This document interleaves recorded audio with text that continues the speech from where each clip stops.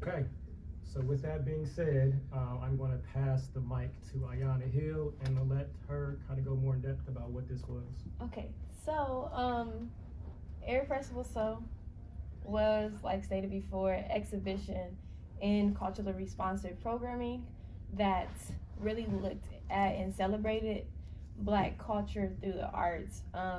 It featured 26 artists in person, 21 artists for an online scholarship exhibition where two recipients were able to get $400 towards art materials as well as 11 programming events. It started off after we activated for Juneteenth.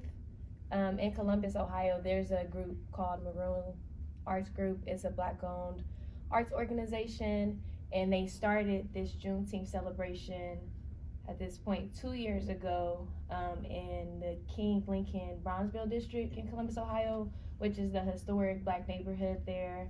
And separately, Soul Classics, which Chris and Mario is a part of, activated on one lot, and us with Urban Art Space in collaboration with the OSU African American Extension Center collaborated also in the literally right next to each other.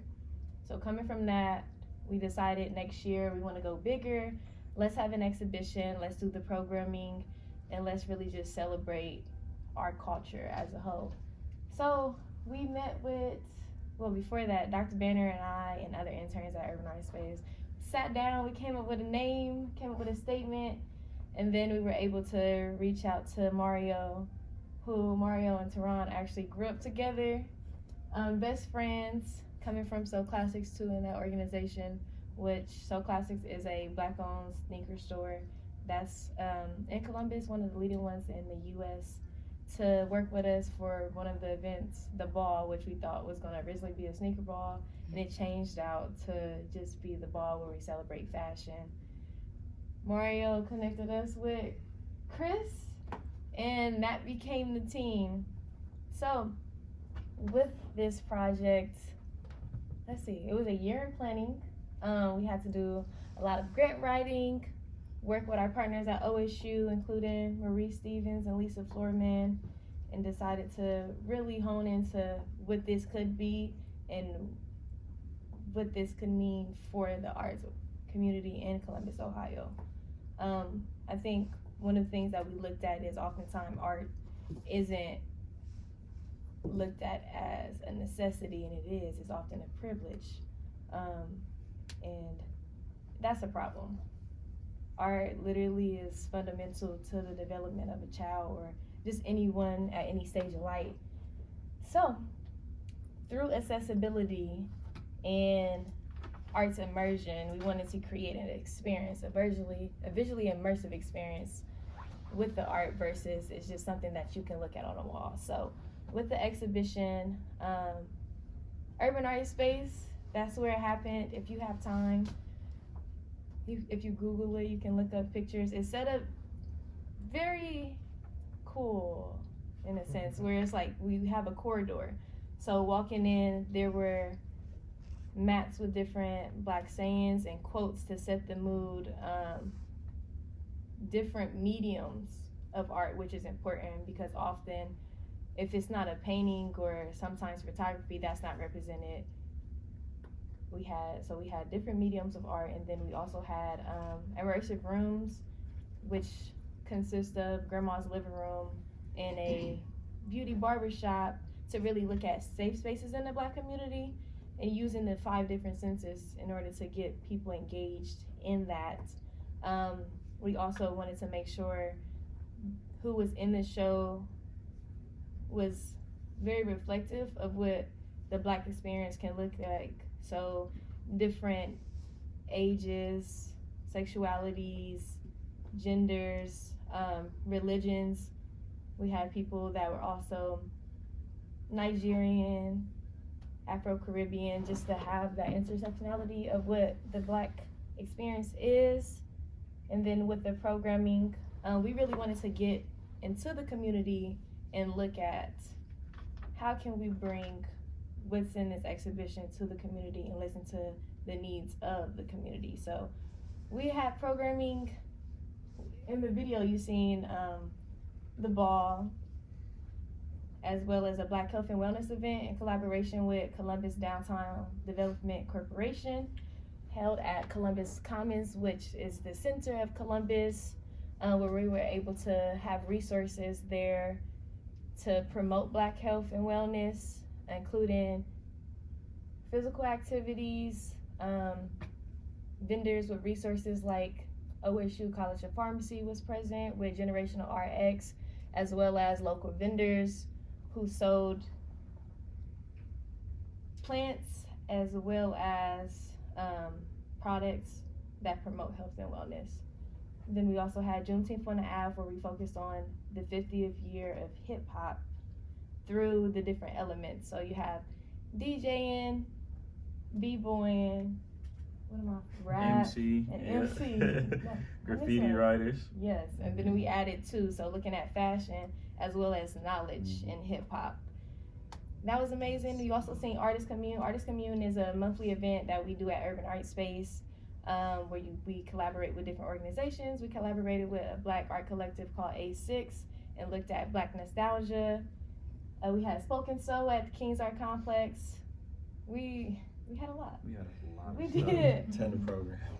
But really being intentional. So going into that, it's like, how can we be culturally responsive?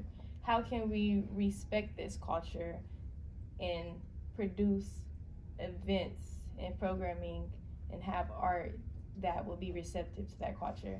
I think for us, being a part of that group of people made it easier, but when it came to us working with our partners, we had to be sure that everybody was involved. Number one, acknowledges the history of what it means to be Black in America, as well as the current state of the social politics, essentially. We wanted to be sure that we're listening to the community.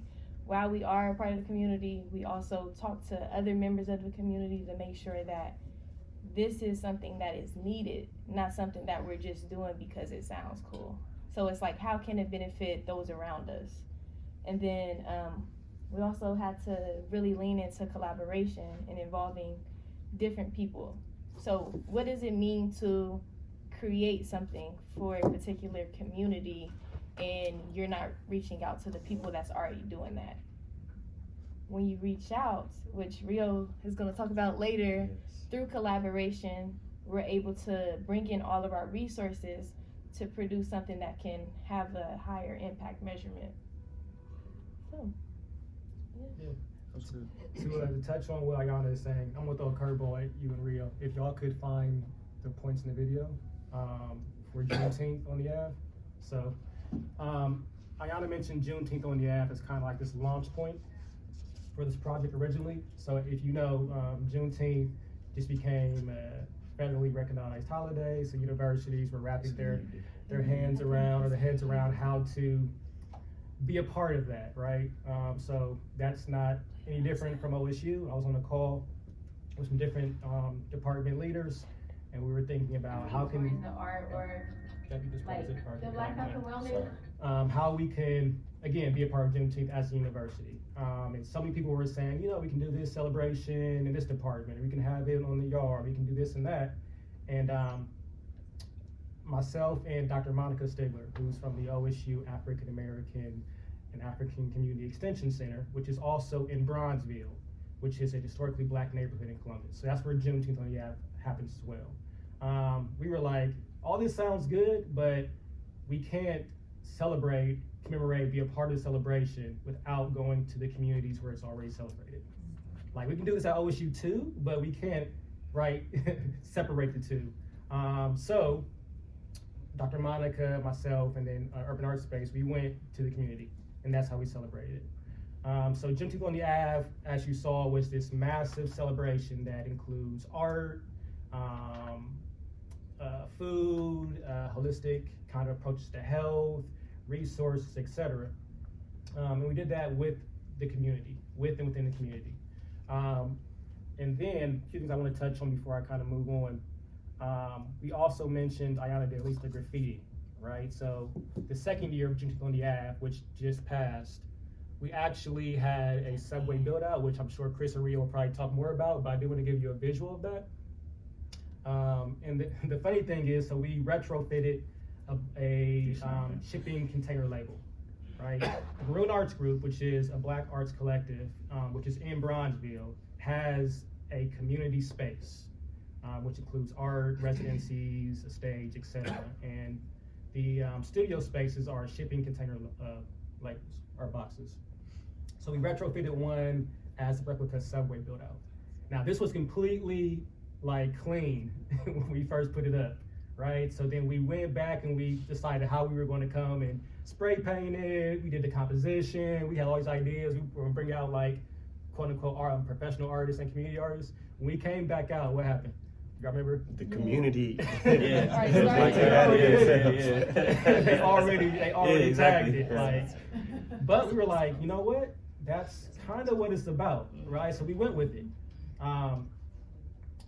Funny story as well. So I know Marshall Shorts, who's the founder of Maroon Arts Group, was saying that there were calls made to the local police department because there was graffiti going on these spaces, and then some of the political nature, like it said, deliver Black dreams on there. And it was like, oh, this is problematic.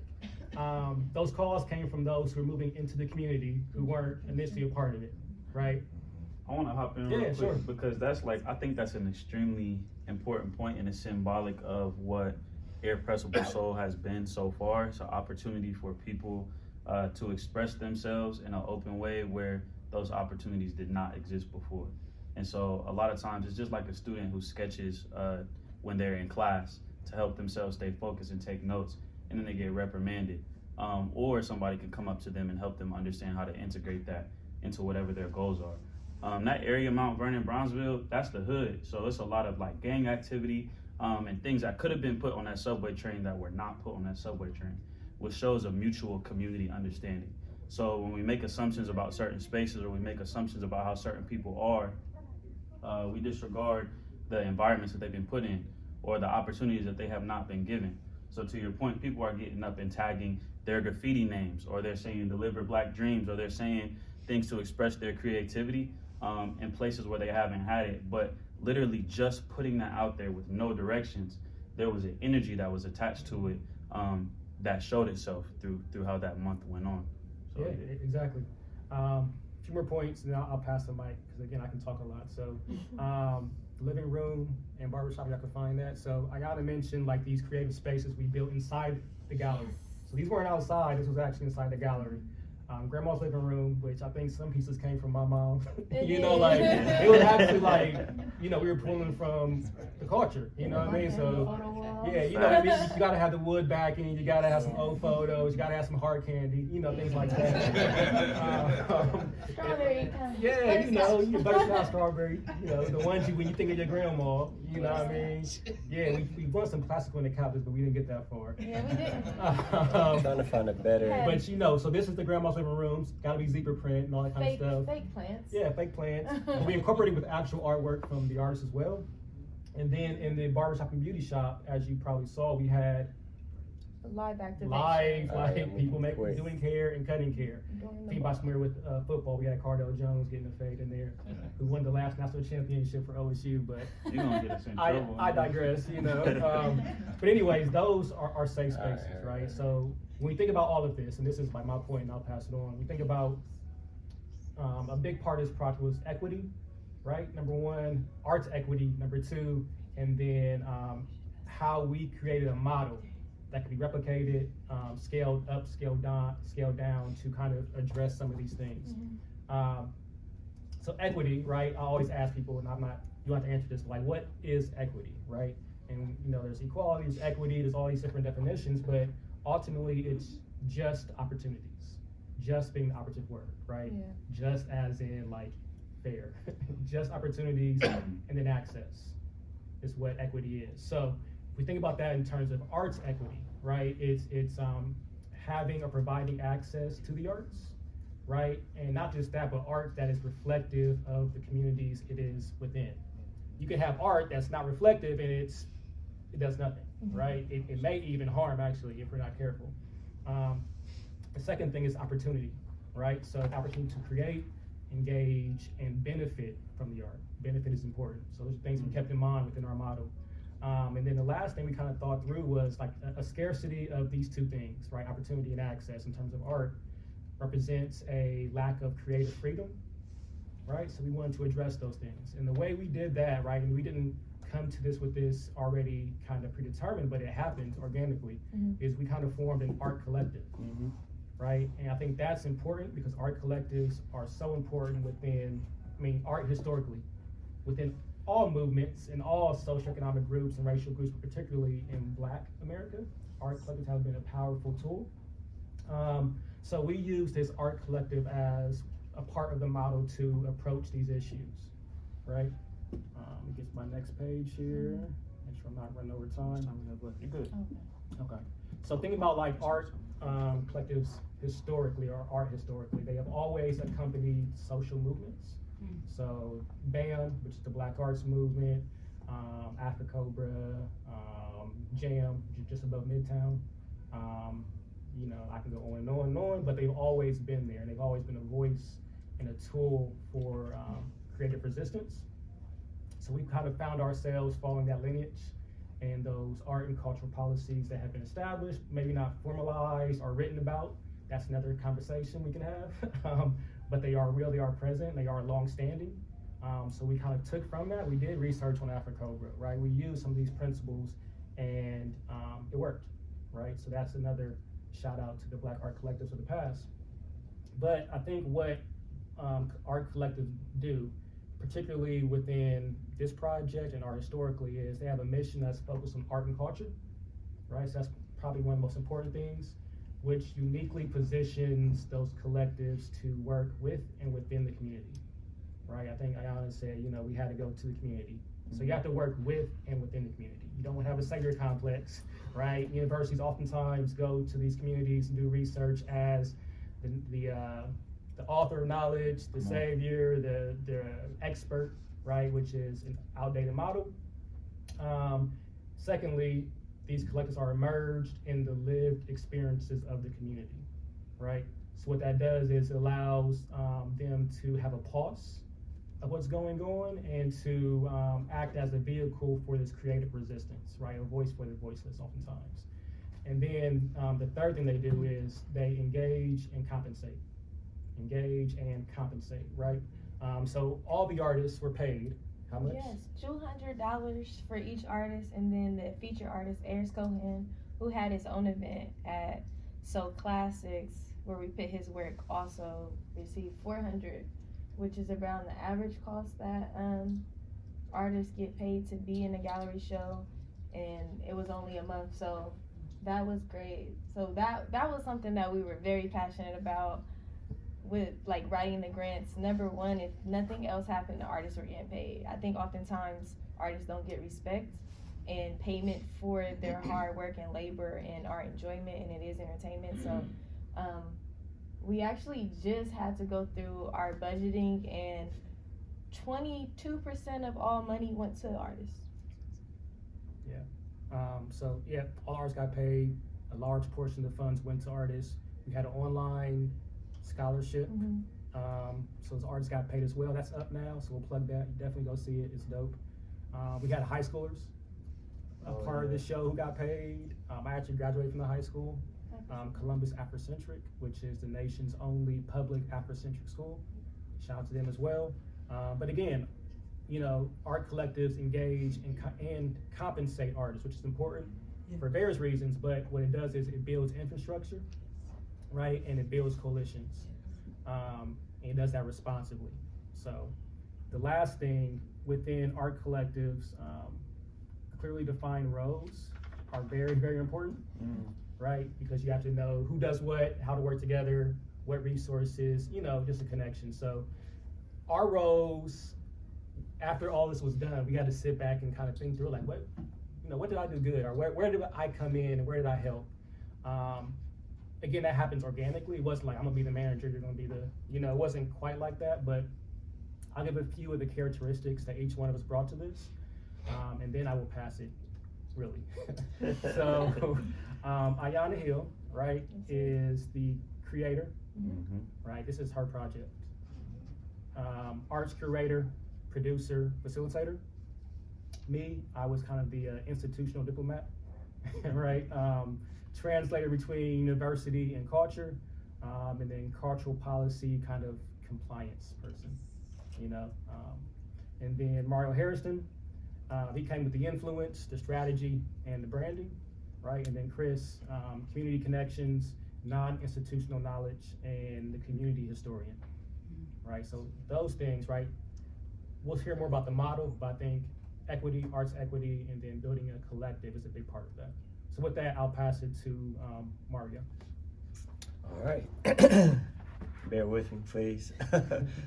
So I kind of worked in conjunction with the team, but kind of took the spearheading of collaboration in this project. And we approached collaboration through three main pillars, multiple pillars, but the three main pillars were access, exposure, and community leadership. So when seeking out individuals to collaborate with, it was very important for us to find like-minded people who were already on the same journey as we were on, just in their own ways. Individuals who lived in the communities that they served, individuals who, from a variety of different areas, as providing healthy lifestyle and food advice, artists, community engagement leaders, people who had access to spaces in the community, whether it's coaches, it's your recreational, your rec center leaders, just anybody who had influence in their community already, so that when we bring everybody to one space, we're able to access multiple different communities to bring them to these institutional spaces, or the center of downtown space where it's typically held for concerts and big festivals. And now we have underserved communities in this space that's completely full of resources and exposure for them. As far as access goes, teaming up with Ohio State granted us access to spaces that typically we would never have access to. And not just us, but the artists. A lot of these artists, this is their first time ever being featured in a gallery space, in a gallery space that's held of high regard in our community. So throughout the whole project, that collaboration with Ohio State we were able to take that to the community and give it to them, to highlight them, to shed light on what they were doing, and put them in front of eyes who they wouldn't typically be in front of. And also this led to building these communities. Like, a lot of people who are typically not into art galleries, or never have been exposed to them, or not even into the art scene, are now people who are like, man, like, I didn't even know this was going on in our city. How do we become a part of it? How do we either, get some of these resources, or how do we provide these resources to other people? So that was one of our big goals, was to expand these already existing communities and bring these resources together. As far as exposure, I spoke on having these artists being exposed in these galleries, but it also gave us more exposure to what's going on in communities that we may not have known. Every community is different. Every community has their own issues. And so we were also exposed to a ton of things that we didn't even know what were going on, which ultimately help us in growing our collective to serve these communities. And the long-term effects is something that we really wanted to hone in on. What is the long-term effect of this collaboration? After this event is over, now what happens? Do people just go back to their same issues, their same problems, or their same lack of resources? So in collaborating with individuals who do this work on a daily basis, we're able to build genuine, authentic relationships in each of these communities. Sorry, I'm saying communities a lot, but that's like, that's my, that was my focal point on this project, was, our focal point was actually making a difference and making an impact, and understanding that just because we think you need it, you might need that, but you might need a ton of things more.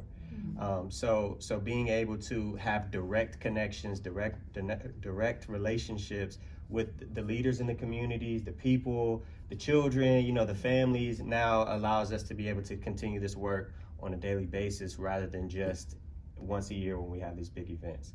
So I'm a rambler too, and I talk fast, so bear with me. But that was the main goal, was really making an impact and really aligning ourselves with people, institutions, whether it's corporate or culture, to ultimately push this agenda of helping the communities, not just for one time, but for a long-term relationship.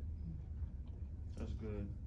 And like, talking about that sustained impact, I feel like, was part of our overall strategy. You know, even before we built anything or put anything together, we wanted to do something that was, of course, beneficial in a moment, like you said, but you know, Juneteenth ended months ago, and we are still now seeing today and moving forward that the planning that we did beforehand has been beneficial, because so many relationships or you know, artists being able to be put up in places like Artist Commune, or the Maroon Arts Group Box Park, where we hosted our Juneteenth event, is now being populated with art from some people who never knew about it because they came to our space. So that's like the sustained impact that we wanted. But my role in specific was having to do with mobilizing efforts. And I noticed that part of the theme of this conference is about mobilizing, and what does it mean to mobilize artists? What does it mean to mobilize a community? Or what does it mean to mobilize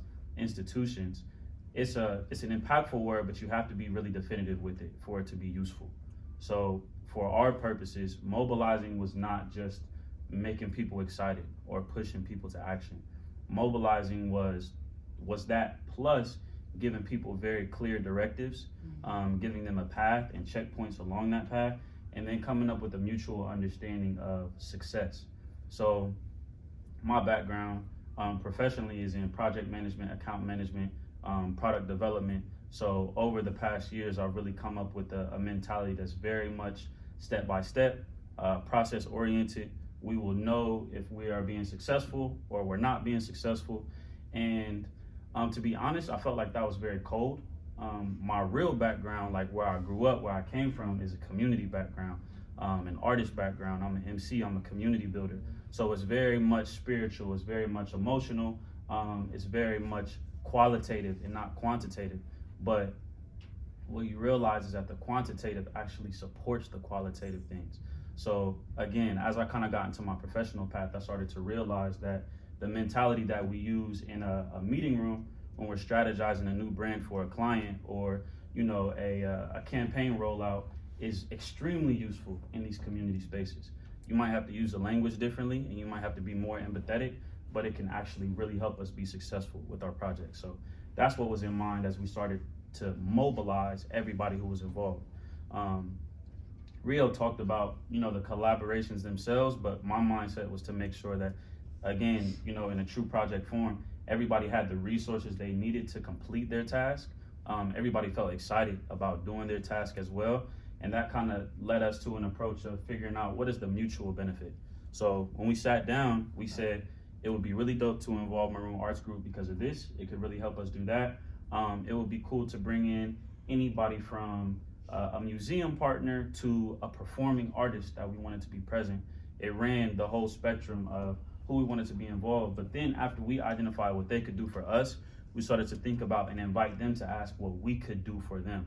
What can this project offer you? Because even though people are generous and even though people will be willing to give, like even with O'Sharp, he's a DJ, born and raised in Columbus, Ohio, but he's also a hip hop historian. He teaches classes at various universities. We wanted to bring him in to help make sure that we were being authentic and responsible with our celebration for hip hop's 50th anniversary. But we came to find out that he's actually interested in learning more about curation, learning more about graphic design, being in spaces where he can organize and give resources. So instead of just asking him to show up and play music, or instead of just asking him to send us a list of the most important hip hop figures that we can find pictures of, he started to sit in on our meetings and contribute to the meetings and lead the meetings. Yeah. So it was that mutual benefit that really, oh, look, this is me and O-Sharp right here. Okay. So, this is OG. And like O-Sharp knew my mom before I was born, so I've known him throughout my entire life. And look, this is grandma's living room right here. Y'all can get a better view of it. This is actually someone's grandmother's couch, that I'm sitting on. And we were just planning things. But the point was, we want to make sure there's a mutual buy-in. So from a philosophical standpoint, it's important because we want to make sure we're not just taking from people and we're not, exploiting our community, but also from a strategic standpoint. If there's mutual buy-in, that means that people are more prone to be accountable. It means that people are more prone to be timely and actually give their effort and energy to, again, give us the result that we want. So that was definitely one of our strategic things that we leaned into, symbiotic relationships. So how are we both benefiting? And that inspires us to really lean in. What's up? Real quick, that made me think, even with like being culturally responsive, as someone who plans on putting on events and being involved, I think it's very personal, but also important for, if you are involved, becoming responsible. And we actually just had this conversation a couple weeks ago. What does it mean to be responsible for the community that you decide to work with, versus, this is great, I hear you, here we go. You can't do that. It's not going to work. It's not going to sustain a relationship, and that also disrupts trust. And when you're working with any marginalized group or any group in general, I think that trust factor is very important. But you can't get there if you don't take the cause personal. Yeah, I think take the time, right? So, to y'all's points really fast. I think, authentic relationships that are sustainable take patience. We had this conversation, a lot of times we would represent OSU, right? We were the face. So even though we were going to black communities, working with black artists, right? There was one incident, which, doesn't need to be brought up too much, but there was a real kind of disconnect and critique on what we were doing because we were a part of this system, you know what I mean? And even though we weren't, what we were doing is very authentic. We could get mad and we could be like, man, what are they talking about? I don't know what, you know what I mean? But we had to understand, well, this criticism is coming from a place that probably has some validity somewhere, right? So I have to not be as sensitive, take it as personal, but understand that these are feelings and they're real. And it's going to take time to build and restore these relationships, and then going forward to continue that, right? Because oftentimes universities, as we all know, go in and take, right? Communities looked at as research subjects and not participants, right? So in collaboration, when we're doing community work, ultimately the biggest stakeholder, shareholder, collaborator is the community, right? So yeah, we're collaborating, but we had to reframe and really understand that we're collaborating with the community, right? And I think that's important. Yeah, no, that's dope. That actually leads right into my last things that I want to say. After this, we're going to go into questions as well. So if y'all have any thoughts, please gather them. We would love to hear from y'all. But to your point, I think that it was really important for us because of that. Like, there were institutional entities that were involved. There were people who were exclusively community entities that were involved. People who were the connectors, like Dr. Banner, and then us. We played those roles. Corporate entities, etc. Again, like from a strategic standpoint, and with the goal of being as successful as possible, we wanted to come up with a mutual goal. And so again, we can identify that communities are sour towards institutions, but the goal is not to repair the relationship. Most importantly, the goal is to better serve the communities. And so if our goal is to better serve the community, you will in turn repair the relationship. So, and similarly, the community's goal is to serve itself and to uplift itself. So if we can find a mutual, essential goal and everybody work towards that, then those tough conversations and those points of reflection are all built in along the way, and we'll get to where we want to go. So that was that. And shout out to you for playing that role, because it was very important. Somebody who can speak different languages and also be present and patient to work through things. And then second, leading into what you can get more into is the idea of what motivates us. So just finally, again, going back to using maybe some more corporate or structured approaches in the community space. I think I realized through this process that a lot of times the reason why we can be so analytical and organized for more business-oriented pursuits is because we don't want to lose certain stuff. Like, my company has a position, we don't want to lose our reputation, we don't want to lose money, I don't want to waste time, etc. It's about what we have to lose, which is fine. But what we actually did is think about what we could gain, because again, a lot of times we don't have a monetary incentive to miss out on. This is a team that's newly formed, so we're not worried about losing our jobs or whatever, but we have so much to give to the community. We have so much goodwill to build up between different disconnected entities, and that's what gave us a motivation to be as focused and detailed as we needed to be. So real fast, 4 questions. I know we didn't do this at all, but maybe we'll give a little bit about our backgrounds. I think we just hop right into it because we're so excited. So we'll do that, and then I'll plug something and let Iyana plug what the future of this looks like. We're working on it currently, so we're looking for partners. Absolutely. We're trying to expand this out, so definitely, tap in. But so really fast, we're looking at taking a lot of these conversations, models, procedures, and merging them with technology. So working through like a AI grant right now, which is looking at tech equity, arts equity, responsible AI, and AI being used as a tool for underserved communities. I think AI is the future of Black art. I'm writing on that now, but yeah, so that's something we're working on for sure. I'll let you give a plug for Black Future Month, and then we'll give a short bio, open up to questions. Cool. So, based on Irrepressible Soul, we kind of call it Irrepressible Soul 2.0, but it is Black Future Month. But with this, what we want to do is make it a month in Columbus where other organizations are able to come on and look at Afrofuturism for the month of June. So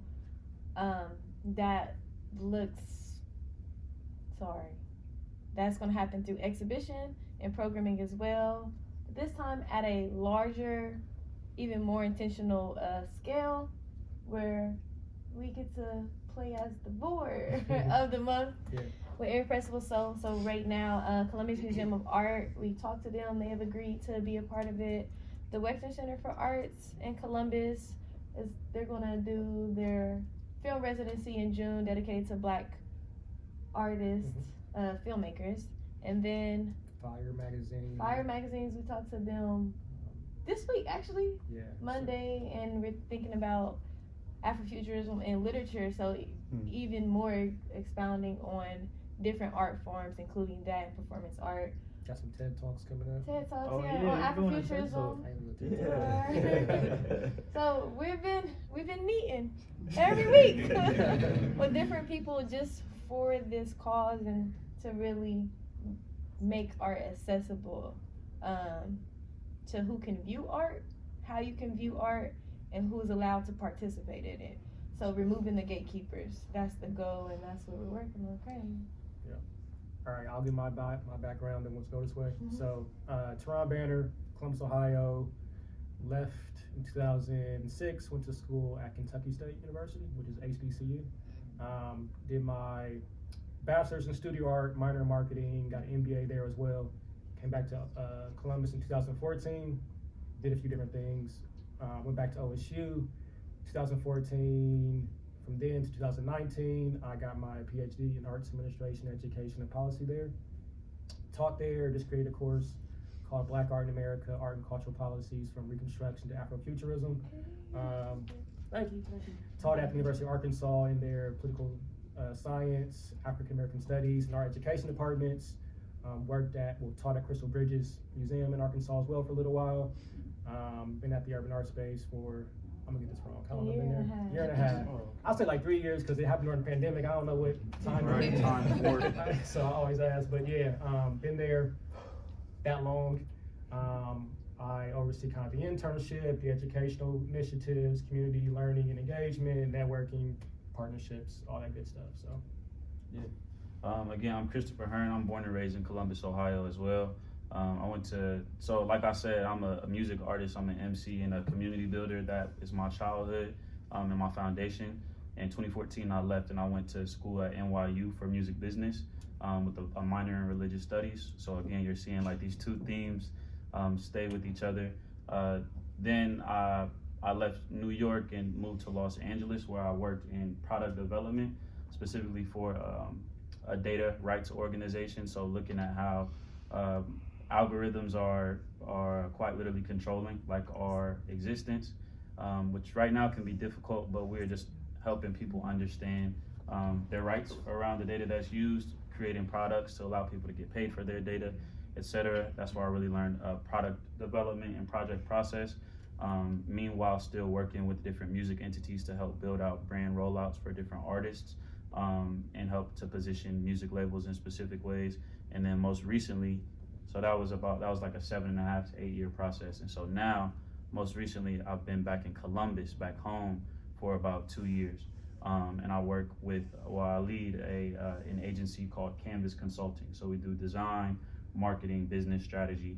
And Soul Classics, who is the premier footwear and streetwear boutique in Columbus, Ohio, with a national reach, is also a community hub. So when I was a kid, I was the very first Soul Classics intern and established a relationship with them throughout. And so now Soul Classics is my main account with Canvas. So whenever we have a large shoe release, or whenever we want to strategize potentially a new market or a new technology that we want to integrate, I work real close with the Soul Classics team to do that. And because my heart is in community, if there's ever an opportunity to do community building in a corporate sense, I'm involved in that. And then personally, I also just work in the community space in general. So I work a lot with Maroon Arts Group, who we already expressed is one of the major community organizers in the city, and then also a national organization called Black Men Build, which is just based on putting together resources and creating things that are similar to this. So that's how I fit into it all. Okay, great. I'm Iyana again. I graduate this semester. Can't wait. I'm about to say a lot of words because I study a lot of things. So I'm a double major in African American and African Studies, and I'm also getting my BFA in photography. I minor in arts entrepreneurship, and I'm getting my diversity, equity, and inclusion certificate. So it's kind of like a different minor because you have to take certain amount of classes. So yeah, that is my background based on what I study, and then going forth, the goal is to hopefully next autumn I have to submit my application, get my master's in arts policy and administration, and then with OSU's AEP program, they have like a master's to PhD program, and then get the PhD in arts administration, education, and policy, and do a focus in culture policy. I'm also an artist, the BFA, so photography and ceramics are the two mediums that I focus on, but looking at that with installation and immersion versus here's the art. So it's like, how do you change the perspective of the audience by making it immersive in the space? Nice. My name is Mario Hairston again, also a Columbus, Ohio native. And for the past 12 years, I've led a agency as well, doing event production with companies like corporations like The Ohio State University.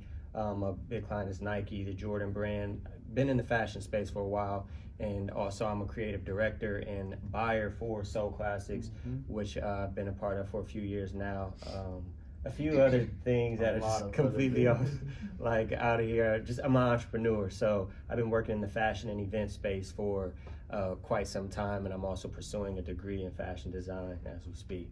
So part of this, group, we all have been crossing paths throughout these whole journeys you've been hearing about. So now it's like, with the experience and everybody actually living in Columbus at once, the collective has formed.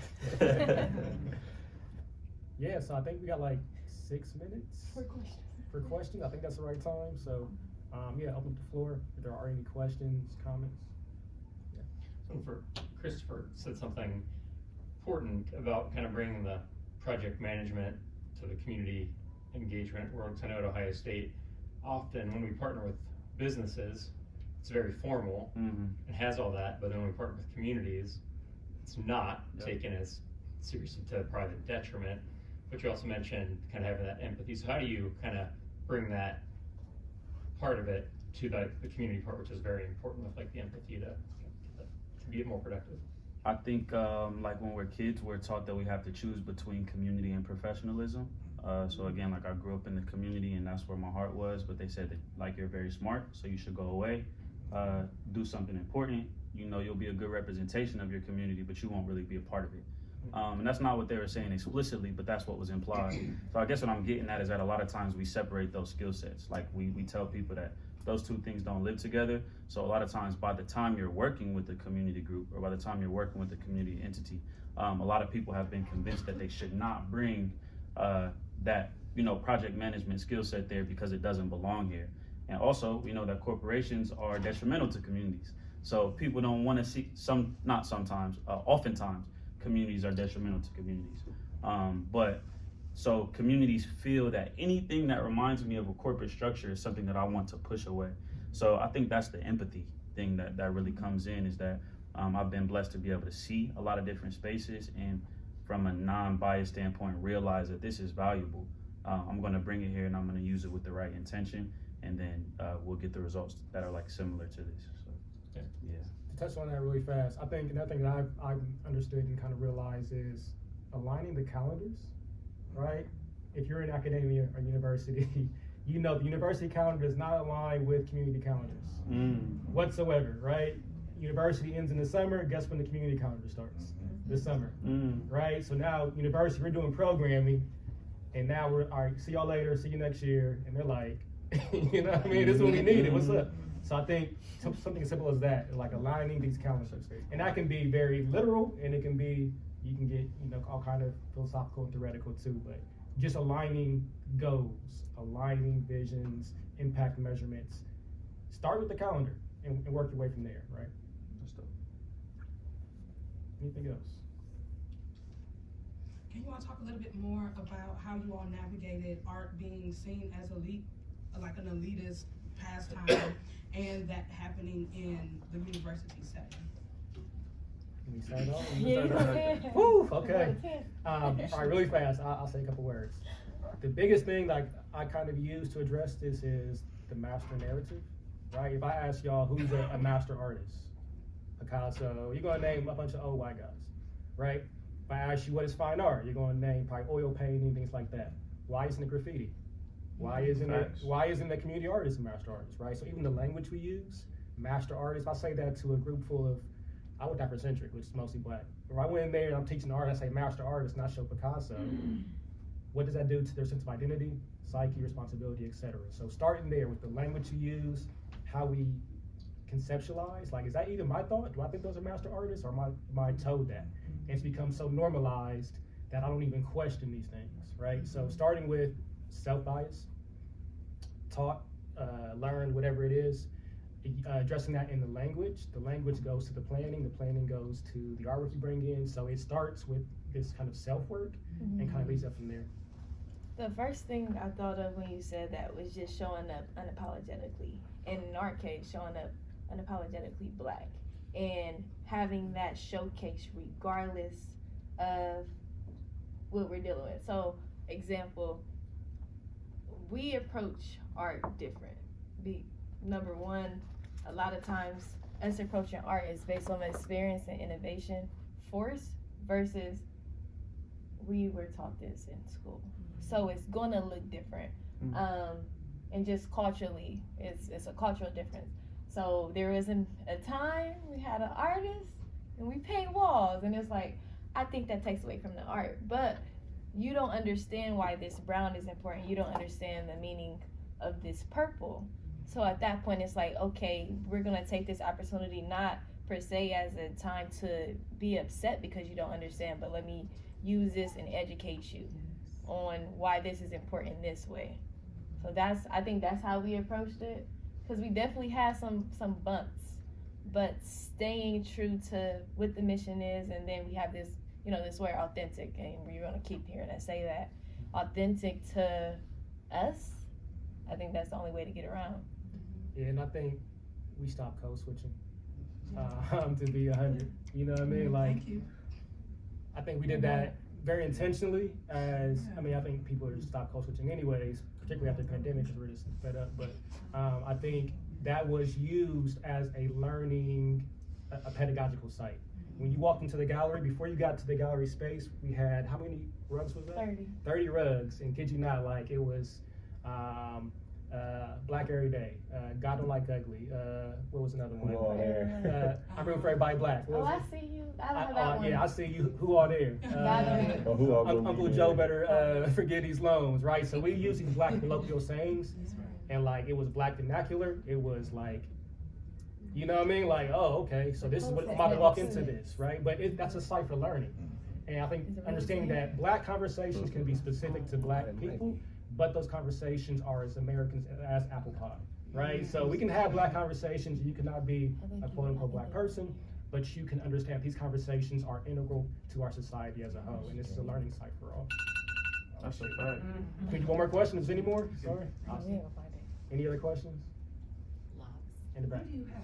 I went to the water exhibition that was in downtown Indianapolis, and it cost $44 or $45 to walk in the door. Was your event free, or was there a cost? It was, everything was free, but two things. The ball wasn't free. It was $20, but that went back to providing like the food and everything. And then the Spoken Soul was $5, but the proceeds of that went to community learning and engagement to Kings Art Complex and Urban Art Space, and it was matched and funding by OSU. So your event was truly open to all For of the sure. community. Yeah. For Yeah. sure. Yeah, that's a whole other thing as well, because I think there's something about value that's supposed to be communicated by the fact that it costs $44. So they make it cost $44 because they want to signify that there's been a lot of time and effort put in here, and that it's worth you coming. But that's a whole other conversation that we should have. It should be open, and we created the most excellent value that you could experience. And so now that's helping you understand that the quality of something is not connected to the financial cost. And I think it costs like $45. It helps support that art is a privilege. And Facts. if you can't afford it, then you shouldn't be in it, and that's a problem. Yeah, I couldn't have gone. If it cost $45, I would not have been able to go to the art Yeah. show.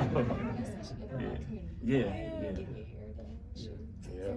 Maybe like closing Yeah. thoughts. My last closing thought is understanding again, I think our positionality as a university, as research, as academics, in the spaces we operate in, institutions, particularly art centers, art galleries, museums, etc., historically have not been welcoming to people of color, to women, etc. So understanding that that's a narrative that persists, right? So having these conversations in these spaces, but doing it in a way that goes outside the gallery and brings those who may not feel welcomed or have ever been in the gallery inside those spaces, or even academia, it disrupts the system, right? And learning is about disruption. It's not about, continuity. So yeah, be disruptive, and change the space. That's great. Yeah. I think, I know that for me, the most important thing was self-reflection, like a theme of self-reflection. Obviously, the lens of this project and this entire, like all the energy of this is like Black self-reflection and expression as part of that. And that's getting to like a more essential process that can happen with every human. So we're all in community with each other, just naturally. So the self-reflection that we are able to do, that we've created this space to be done, it results in authenticity. And then when you're being authentic, you realize that to fight for me is also to fight for everyone else. So I start to operate from a space where if I'm doing something that's causing harm to someone else, that means I'm not familiar enough with myself. And so if that philosophy is picked up by everybody who attends, I think we're moving in a good direction. Yeah, and have fun. And yeah, have fun. Have fun. Yeah. You got one? I think they said everything perfect. It's hard to being the last one, following the first